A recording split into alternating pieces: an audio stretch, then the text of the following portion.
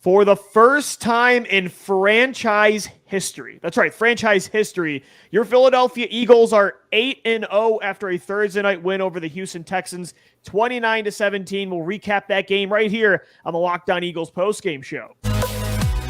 You are Locked On Eagles, your daily Philadelphia Eagles podcast. Part of the Locked On Podcast Network, your team every day.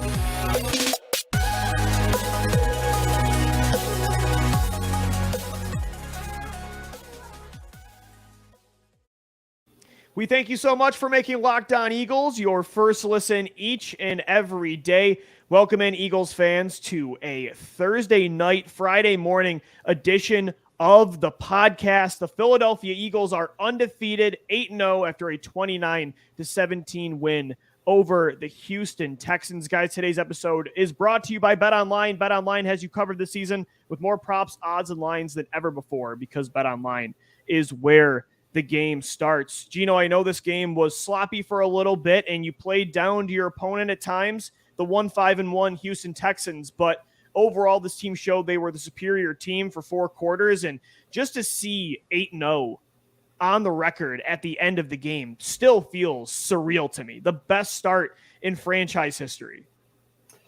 This night is going to be forgotten about in probably 2 to 3 weeks because it's a Thursday night football game. Sunday's going to come, Monday Night Football is going to come, and then the Eagles are going to be in the midst of a playoff race. But this night goes down as one every Eagles fan should remember. You've lived through the Ron Jaworski years, the Randall Cunningham years, the Donovan McNabb years, Michael Vick, Nick Foles, Carson Wentz, Nick Foles again, Jalen Hurts now. And for the first time ever, this team is 8-0. Their best start, no pun intended, from 2004, where they went 7-0 to start the year. They make it to the Super Bowl that season. But this year, Lou, I'm just enjoying the ride. It wasn't pretty, but none of the Eagles wins have ever been pretty. Their Super Bowl wasn't pretty. They barely beat Atlanta. They go into that game, and it goes down to the absolute wire against the Patriots. It's never pretty for the Eagles. And tonight, of all nights on a short week, Lou, the thing I take away from it is good teams are able to win some of these type of games. Right. Great teams win these games when everything is going against you in the first half, and you're able to just pull it out in the second half, wear a team down. You got the run game going. You got the offense working. You only allow 3 points on defense in the second half. Yep. That's really what we should take away from tonight. Yeah, and again, it was a tougher game than we thought. Even what John Hickman, host of Locked On Texans, said to me on Thursday morning on Crossover Thursday. We thought this game was going to be a blowout. BetOnline has the Eagles at -13.5. The Texans do cover in this game, so I apologize to anybody that took the Eagles to cover. And they were up 7-0 early. Houston scores on the first drive. They had not done that all year, and the game was tied at halftime, 14-14. Gino, for sure, Dameon Pierce, the rookie running back of the Texans, dominated this game, 139 yards on the ground, 5.1 yards per carry. But like you said, after 4 quarters, it felt very similar to the Detroit game where Houston gave you everything they had, but they were on E eventually, and eventually talent trumps all, and you could tell how much better of a football team this Eagles team was. And the poise, especially, when they get punched in the mouth, they always answer, and I think that's represented so perfectly by who's under center, Jalen Hurts. I mean, the night he had today, we could talk about the elite pocket ability again from Jalen today. 21 of 27, 253 yards, 2 touchdowns, a 76.9% completion percentage. But, Gino, I'm more impressed with just this kid has never wavered. Early snaps, he finds a way to hold on to the football, the escapes from pressure, the completions he made against the blitz. I mean, this game from Jalen and the offense, that definitely was not the problem. It was 2 weeks in a row where Hurts was dominating from inside the numbers. I, once again, probably am on the opposite side of what most people are saying in this game, where they're just run the ball and get away from the pass completely. I look at this game, Lou, how I'm sure many Chiefs fans and Bills fans have looked at many of their games over the last couple of years or so. When you watch Josh Allen and Pat Mahomes, right? Do you ever get mad that they are throwing the football? Oh, no. Yeah. No. And with the way that Jalen was throwing it tonight, even with as much pressure as he was under. I mean, Jordan Mailata got bested by Jerry Hughes multiple times tonight. Lane Johnson gives up his first sack since 2020. He does. Yeah. Wait, does he officially? Did he get charged with that? That last play, yeah, I think he's going to get charged with that. Yeah. Well, in the end, Jalen Hurts still did enough under pressure. I thought his pass to Devontae Smith on the dagger concept against the blitz. Oh, yeah. AJ Brown running the go. Devontae Smith runs the deep up and he runs out at about 4 weeks ago. He yards. probably doesn't complete that, Gino, that you're just seeing the growth in season. And he stood in the pocket, Lou, on that pass and delivered an absolute dart. They were moving it at will. If they don't turn it over there on that fumble, which goes to the offensive line, getting pressure on the quarterback, I don't think the pressure was as much Jalen trying to make creativity happen as it was that the guys for Houston were winning their one-on-one genuinely this time, the the Texans actually sometimes were getting the best of this offensive line. They have some athletes. I mean, Jerry Hughes is a very good veteran, underrated pass rusher. 7 sacks this year. You could see Christian Harris, the second-round Alabama linebacker, flying around. They had Derek Stingley in the secondary, Jalen Petrie, guys me and you really like this offseason. So they had some players making plays, but Jalen Hurts, you can just see the development of, the honey hole throws, Gino, too, in zone coverage to Dallas Goedert in both halves. He just felt so in control. He just sees the field so much better than he did last year. It's not even close. A 128 passer rating today, second highest of the year, only behind last week's performance against Pittsburgh. He's stringing along these performances, and they're not even really on the ground. 23 yards today on 9 carries. Did have that one Houdini-like play in the third quarter that was awesome to watch. Very vintage Jalen Hurts, but he's been doing his damage in the pocket, and that's so exciting because, as we say all the time on this show, we know they can always be a good running team, but if they can be this consistently elite in the passing game, Dallas Goedert, 100 yards today, A.J. Brown and Goddard get a touchdown. I don't know how you're going to stop this football team. You can do it in every single way. Miles Sanders goes for a buck on the ground. Yep. Looked excellent. Looked decisive. 5.5 yards per carry, 93 yards, and a touchdown. This is the 2019 version of Miles Sanders that I think a lot of people wanted to see when it comes to the running game. Because he put the visor back on. Oh, man. Fletcher Cox with that dark visor. He's just a scary-looking guy, man. It's a better player, yeah. It definitely does. But this offense, Lou, it's so multiple. And the way they get it done with whatever is working. When the pass is working on one drive, when the run is working on another drive, they mix it in towards the goal line. Everything just seems to work for them right now. And the thing I liked from this game is that this pass defense for Houston was the better part of their defense, and the Eagles were still able to really do what they wanted against them. They're 8th against the pass this year. They're a pretty solid pass defense. Yeah, Steven Nelson, man. He sacked Jalen Hurts. I'm going to be so mad about that for the rest of my life. But I am so pleased with how they collected themselves after halftime when things were a little wavy, and the icing on the cake was Jake Elliott misses one of these over 50-yard kicks, which he seems to be money on, and you're going into halftime for the first time ever without the lead. And that's just another bit of adversity that you had to overcome. How are you going to go out there? Well, they don't have a great first drive, and then the adversity's against you again. The defense comes up big when you need it. 2 interceptions late, one from the league leader right now in Chauncey Gardner-Johnson. Pay the man, give him his bag already. That extension's got to come sooner rather than later. And James Bradbury closes out the game after getting picked on early by Philip Dorsett on that long over-the-shoulder throw. He closes the game out with an interception. Javon Hargrave, career day, 3 interceptions, multiple hits on the quarterback. Sacks, I think, three sacks. That would be crazy if he had 3 interceptions. Multiple tackles as well.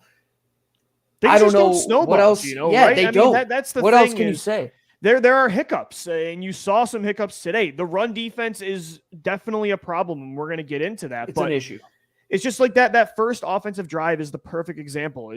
Just like week 1 against Detroit, a bad team punches you in the mouth early, and it doesn't rattle this team like it would have rattled past Eagles teams. You drive down 75 plus yards on what was it? How many plays? 91 yards. Yeah, 91 yards. They started at the 9-yard line. That's right. Yep, and they just plays. marched down 7-0.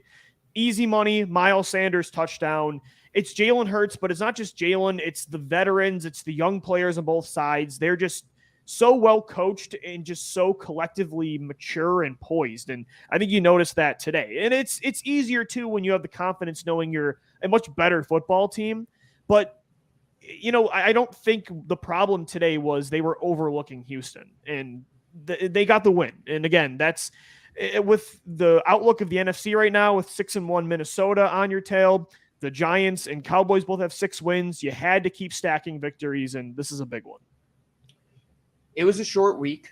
You're coming off of that game against Pittsburgh, and you would figure that they would have been better rested and after a bye week, especially. I mean, you had 2 weeks off. You have a game against Pittsburgh, which the starters sat out most of that fourth quarter, and you come into this game expecting that you would be red hot, roaring, and ready to go.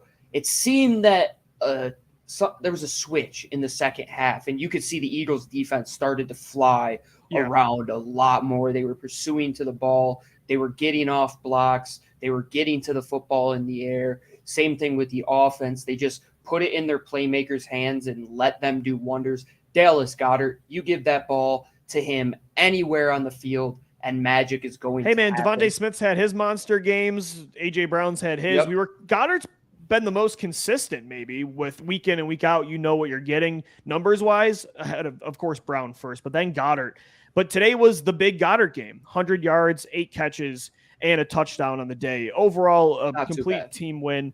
Eagles undefeated, 8-0 for the first time in franchise history. We'll continue to recap it because it wasn't a perfect game. We got some issues to talk about on the defensive side of the football. But first, a word from our sponsors. And the first one is over at Prediction Strike, the world's first sports stock market. You can now invest in professional athletes, just like stocks. It's a lower risk alternative to sports betting, and athlete prices move based on performance and supply and demand. If you invested in Jalen Hurts a year ago, you'd be up 48.2%. That might have moved today after another dominant performance by QB1. Rashad Penny of Seattle is up 154%. Kyle Pitts is down 44.12% after struggling to start the year. Tons of other options for you to look at. All athletes, they also benefit from this. They're entitled to a percentage of their market cap, unlike sports betting companies. 2.5% trade fees, lowest in real money sports. You can invest in 4 sports, not just the NFL, but UFC, NBA, and MLB as well. Everyone knows you should be investing, but why not invest in what you actually know as a football fanatic? Download the Prediction Strike app and use the promo code LOCKED, that's LOCKED, for a free share when you sign up and make a first deposit of $20 or more. That's promo code LOCKED for a special one-time giveaway. Prediction Strike will choose one person who signs up with the code LOCKED and make a deposit to win 100 free random shares. That could be worth up to $3,000 if you get lucky and receive Josh Allen shares. Invest in what you know on Prediction Strike, the stock market for sports. And if you have been waiting for this sponsor to come back, folks, this is a big one. I'm very happy to see Built Bar back and better than ever. It's Christmas time, and they have 2 of the best flavors coming out. Lou, listen to this. White chocolate, peppermint granola, I love white chocolate, and candy cane brownie puff bars. If you don't know what Built Bar is by now, let me tell you.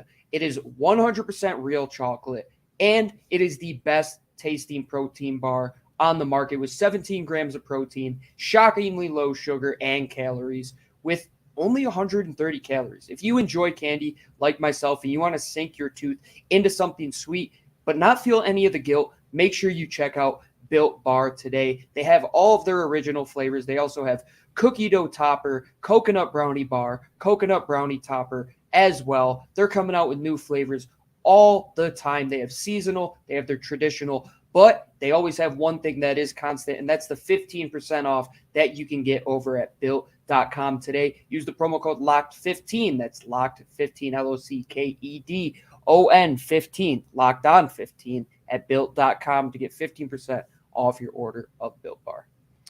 This is the Locked On Eagles post-game show. We thank you so much for making Locked On Eagles your first listen each and every day. Make sure your second listen is the Locked On Sports Today podcast. From the games that matter the most to the biggest stories in sports, go beyond the scoreboard and behind the scenes with local experts and insight only Locked On can provide. Locked On Sports Today, available on this app, YouTube, and wherever you get your podcast. We are recapping the Eagles' 8th win in a row, 29-17. Over the Houston Texans. Gino, as we mentioned, it didn't come easy at times. Houston was up 7-0 early. The game was tied at halftime. The Eagles didn't have a lead at half for the first time all year. And the biggest issue, and we said this heading in, if you can just tackle Dameon Pierce, you're going to crush this football team. Brandon Cooks was out. Nico Collins was out. They had Philip Dorsett and a bunch of receivers that were basically me and you out there. Not to bring anybody down, but they were just backup players against the best team in football. But the Eagles really struggled with that one positive thing Houston had in rookie running back Dameon Pierce. We noticed this offseason how good his contact balance and power is. We saw that today, 139 yards on the ground from Pierce, 5.1 yards per carry. They really missed Jordan Davis today, and I thought that was the key reason Houston was in this football game. I believe I had him as my 4th highest. Yeah, you liked Pierce. And I really didn't even know much about him until I was at the Senior Bowl, and I saw this guy just being impossible to tackle. And I'm like, who is this? And you saw that tonight. I believe contact balance and your ability to create yards after contact as a running back is one of those things that should be held in a little bit higher regard than a lot of the other measurables. And one thing that was kind of strange to me was that last week after playing Najee Harris, who's a very similar runner, I mean, a much bigger build, but a physical guy who they were able to tackle well. And they had one of their better tackling performances last week against Pittsburgh. You come into this game, it was rather shocking to see how bad it was at all 3 levels. There was a play where it's just a quick screen over to the wide receiver, and Avonte Maddox reads this thing perfectly, and all he does is just stand straight up, not break down at all, and not try to attack the back hip. And it was very strange to see how poor the Eagles were. Like Chauncey Gardner-Johnson the one time tried to lower the shoulder on Dameon Pierce standing straight up. You have to wrap that guy up. You have to. And that type of runner, I believe, will continue to give the Eagles fits. They seem to be very good going against these elusive guys to where they could track them out at the edge. It's more these physical downhill type of runners, because when you're playing, especially with that 4-man front without Jordan Davis now, if they can combo 2 guys, double 2 guys out of there, being Fletcher Cox and Javon Hargrave, one-on-one, one of the edge rushers, and just run off tackle. I mean, they were doing that all day. They were getting Josh Sweat off of his gap multiple times, running off of the tackle, and you're hoping that the second-level defenders can clean it up. There was a lot of inconsistency when it comes to tackling. Hopefully, with it being a mini bye, you now have Friday, Saturday, Sunday, and all of next week. Next up Monday night against Washington, Tackling should be the point of emphasis for the next 10 days. I mean, whatever it has to be, whatever you have to do, whatever drill it is, that should be the one point of emphasis, because the coverage is there. They're getting home when they need to on coverage sacks, when the coverage is good on the back end. The front 4 is hitting home when called upon. Javon Hargrave did it late. The biggest area is not getting off the field in those situations because you're not taking that guy down on first contact. He's able to get second and third level yards. It's also, too, I thought there were too many times, especially considering the circumstances. Jordan Davis on IR, he's going to be out for at least 4 to 6 weeks. You know, the fact that they had all these light boxes and they're playing sometimes this off-zone coverage, when, again, you have the best cornerback duo in the league that's allowing the lowest opposing passer rating in all of football, and Houston has nothing to threaten you with down the field. I know Philip Dorsett beat Bradbury on that one sluggo, but that was a rare miss from Bradbury this year. Why you're not trying to do everything in your power to stop Pierce at times was a problem to me as well. I thought the defense had a pretty frustrating performance and let Houston stay in this football game. But at the same time, Gino, they were opportunistic. As you mentioned, 3 sacks today from Javon Hargrave. He has 5 now in the last 5 days because he had 2 against the Pittsburgh Steelers. I think he's going to end up having probably I want to know the numbers on that. I saw at least 7 to 8 quarterback pressures. He looked like early 2021 Javon Hargrave. If that guy keeps it up, I don't know if the Eagles can afford to pay him next year. I was going to say over or under 12.5 per year for Javon Hargrave for whatever team ends up paying Yeah, him. he's at what, 5 sacks now or Yes. 6 sacks on the year? Yeah, Yeah, 6 sacks. he's well up there. Leading the team now. 5 in the last 5 days is Yeah. absolutely preposterous with how good Hassan Reddick has been with the. How about that play in coverage, man? I mean, one of the we best got to talk about pass rushers in the league, and then he makes an athletic play in the open field against a tight end like that late in the game in the red zone. I mean, that was pretty impressive. I want to say why it is so important to have that type of player, that hybrid type of player on the edge. That's the exact scenario because they were getting those looks. They were taking advantage of this, taking advantage of the Eagles' safety with those leverage type of plays. That is what you call a tendency breaker, where you have Hassan Reddick rushing the quarterback all the time, and then boom, all of a sudden he drops into coverage, and your quarterback has to kind of take a second look at it. And the play he made was athletic as could be to get his arm on the back hip of the corner, propel himself forward to get that arm out there, to knock the ball down in one of the biggest spots and the biggest moments on the field. That's why you pay Hassan Reddick the money. And we talked about how important it is to have speed and athleticism the other day, Lou. There were a bunch of times today that came to fruition late in this game. Reddick was big. And, Gino, you think about the situation there. If O.J. Howard makes that catch there on the 3-yard line, now you can start thinking about running again with Dameon Pierce. The Eagles never brought him down at first contact. Suddenly Houston scores. They're only down 5 with 3 timeouts and, over 2 minutes to go. I mean, that's a different football game. Hassan Reddick really stepped up. And, I thought even against the run, Gino, most guys struggled today, but I thought Josh Sweat did make some big plays as well late in that game against Pierce. When they needed to finally slow him down, I thought it was Sweat that stepped up the most.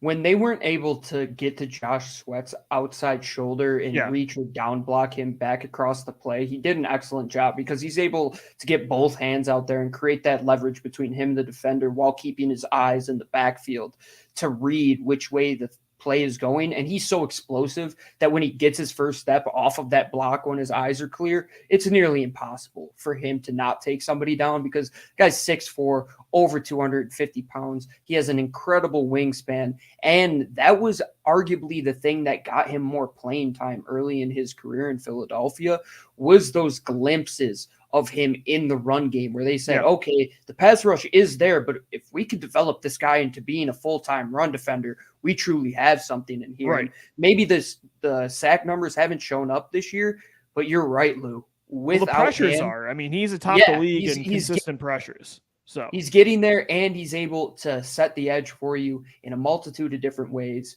defend in a way that Brandon Graham doesn't have with that length, with the true run stopping ability that Hassan Reddick might not have. He's a good mix of both of those guys. I agree. A big part of this win, the Eagles take it 29-17 over the Houston Texans to get to 8-0. We'll continue to recap it right here on the Locked On Eagles postgame show. But first, another shout out to one of our sponsors of the day. It's LinkedIn Jobs. These days, every new professional hire can feel like a high-stakes wager for your small business. You want to be 100% certain that you have access to the best qualified candidates available. That's why you have to check out LinkedIn Jobs. LinkedIn Jobs helps you find the right people for your team faster and for free. Head over to LinkedIn.com, add your job and the purple hashtag hiring frame to your LinkedIn profile to spread the word that you're hiring. Simple tools like screening questions make it easy to focus on candidates with just the right skills and experience so you can quickly prioritize who you'd like to interview and hire. That's why small businesses rate LinkedIn Jobs number 1 in delivering quality hires versus leading competitors. LinkedIn Jobs helps you find the qualified candidates you want to talk to faster. Post your job for free at linkedin.com/lockedonnfl. That's linkedin.com/lockedonnfl to post your job for free. Terms and conditions do apply. This is the Locked On Eagles postgame show. We're wrapping up this Thursday night recap of the Eagles' 29-17 win over the Houston Texans. 8-0 for the first time in franchise history. Up next, the Washington Commanders next Monday night. I'm going to be at that game. Cannot wait. It's going to be an electric atmosphere. Gino, for this win, though, again, an up and down performance from the defense. The offense overall, I thought, dominated for all 4 quarters. You had that rare fumble from Jalen Hurts off of the early snap, but on the ground, through the air, they really dominated. and the defense stepped up when they needed to. We talked about the sacks from Javon Hargrave, the big pass breakup from Hassan Riddick. We talked about as well Josh Sweat stepping up against the run. But how about Chauncey Gardner-Johnson too now? 4 straight games where he has an interception. He now leads the league in interceptions. We haven't been able to say that since Asante Samuel. And Gino, just first off, listen to some of these CGJ stats. So he's the first defensive back since Patrick Robinson on the Eagles to have 4 or more interceptions in a season. That was 5 years ago now in 2017. He's also the first defensive back on the Eagles to have at least 4 interceptions through the first 8 games since Asante Samuel in 2010. What CGJ is doing, getting traded to this defense in August, having to wear all these new hats that he didn't have to wear in New Orleans, to be turning over the football at this kind of clip. I mean, you mentioned it earlier in the show. You're going to have to show this guy the money. I mean, he's been incredible. That today, and it was a diving interception. It wasn't some easy pick like last week. This one was impressive. You're preaching to the choir, my friend. And the most I think every time a safety makes a play, man. What position does he play, Lou? He doesn't play cornerback. No. He plays safety, and he has 5 interceptions. Folks, why is it so important to have this type of player? Chauncey Gardner-Johnson is exactly that. You are seeing what this type of player can do. Somebody that can defend in the box, somebody that can defend man tight end, somebody that can patrol the back end. He is coming up and making plays. He has always been a ball hawk. Go back to his time at Florida. Go to his time in New Orleans. What they were able to get him for is a downright steal. Howie Roseman should be wanted in 50 of the United States for that. It felt like New Orleans didn't think he could do all this. They thought he was just a nickel corner.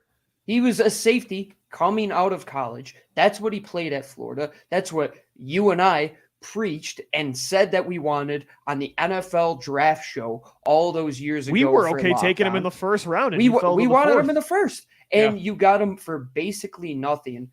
And we said this point a couple weeks ago.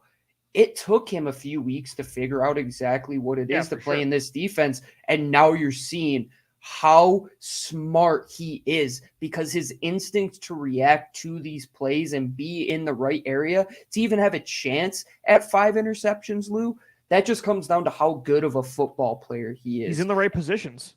Always. And Howie Roseman, man, if you folks haven't seen the clip of him tonight, Oh, that was great. Yeah. you'll fall in love with him. Please go check it out. He goes to a fan and he tells them essentially, "You're welcome for the Super Bowl," with some, because the sign vulgar was language "We in forgive theirs. you," and it was an AJ Brown picture, and there was a cross out of JJ Arcega-Whiteside's name and Jalen Reagor. So how he said, he forgive me Yeah. for winning you your first Super Bowl. That was good. That was he's definitely on good. one. This franchise is on Everybody one. should be on one. Man. Everybody's on one. We haven't said the one thing about Jalen Hurts. He now continues his streak That's with right. 11 straight regular season wins. in the regular season, continuing to add to that franchise record. Lou, this is going to be one of those seasons. I know I want to live in the present of how awesome it is right now, but that Eagles fans can look back in 10 to 15 years and say, man, you remember how special that team I'm trying was? to live in the moment, but I'm trying to do that reflection now too, though, because, I Right. remember in 2019, 2020, thinking back to 2017 and saying, wow, I took for granted how good they were playing football. And so right now I'm trying to remember how I felt in 2020 and be like, enjoy this for as long, not that it's going to end beautiful as quickly as that did, knock on wood, but I totally get what you're saying, trying to live in that moment for sure. And it's hard not to at 8-0. And Gino, for our LOE 3, I'm staying hot, by the way. You're on fire, dude. 6-0 in the last 5 days, dude. How about, awesome. so my 3 bets today were Sanders over 81.5 rushing yards. He had 93. Dallas Goedert, the most receiving yards of any Eagle, nailed that. And then the Kenny Gainwell anytime touchdown at plus 400. He scores. So I was pretty pumped about that one. Dallas Goedert was plus 450, I think, as well. Yeah, plus 450 to have more yards than Devontae Smith, and I just felt Lou like it was walks happening. away I'm on fire, man. You're up 9.5 units on the day, Lou. 13 That's and 11 huge. now in the year, and I was That's 7 and 11. huge. Yeah, You're on fire, my man. And yeah, this was the one game I think we really kind of figured out what it was. Maybe it wouldn't be the prettiest game. Houston's going to stay in it with the time of possession. eating up the clock with Dameon Pierce, taking advantage of the play action when necessary. But at the end of the day, it was going to be the Philadelphia Eagles doing exactly what the Philadelphia Eagles do in the second half. Once again, putting up multiple second half scores when needed. You outscore Houston 15-3 in the second half. Your defense gets multiple turnovers. You once again, for 8 games in a row, have a positive turnover differential. I believe the broadcast on Amazon said that's the first time that's happened since the 1972 Correct. Pittsburgh Steelers. Yeah. The Philadelphia Eagles in the year 2022 are doing things that haven't happened in half of a century. Live and enjoy this ride. We don't know when it's going to end. Every game, every win isn't pretty, but as long as there's a 0 sitting in the loss column, you have to ride this thing for what it's worth. This has been such a fun stretch of Eagles football in every way, coming from behind, playing with leads, throwing the ball, running the ball. It's not just a one-trick pony. This is a Barnum and Bailey circus, man. You can have a get quarterback that's everything you want to mastered the see. game right now, and that's what feels really fun because I missed having that elite kind of quarterback play. I agree. You're getting that right now from Jalen at 8-0. Up next, we got the Washington Commanders on Monday Night Football at Lincoln Financial Field. We got you covered all throughout the week, Monday through Friday. We got a show for you right here on Locked On Eagles on all podcast platforms and on YouTube. We thank you for making Locked On Eagles your first listen each and every day. For your next listen, again, check out the Locked On Sports Today podcast. Gino's about to hop on there now after the show. The biggest storylines of the day, plus instant reactions, big game recaps, and the take of the day, available on the Odyssey app, YouTube, and wherever you get your podcasts. Once again, the Eagles take it tonight on Thursday Night Football, 29-17 over the Houston Texans, 8-0 for the first time in franchise history. Enjoy the highlights. Enjoy your night, everybody. We're going to sign off for now, though. For Gino Camilleri, I'm Lou DiBiase. As always, thank you for downloading. Thank you for watching and listening. And let's go, Birds. Fly, Eagles, fly.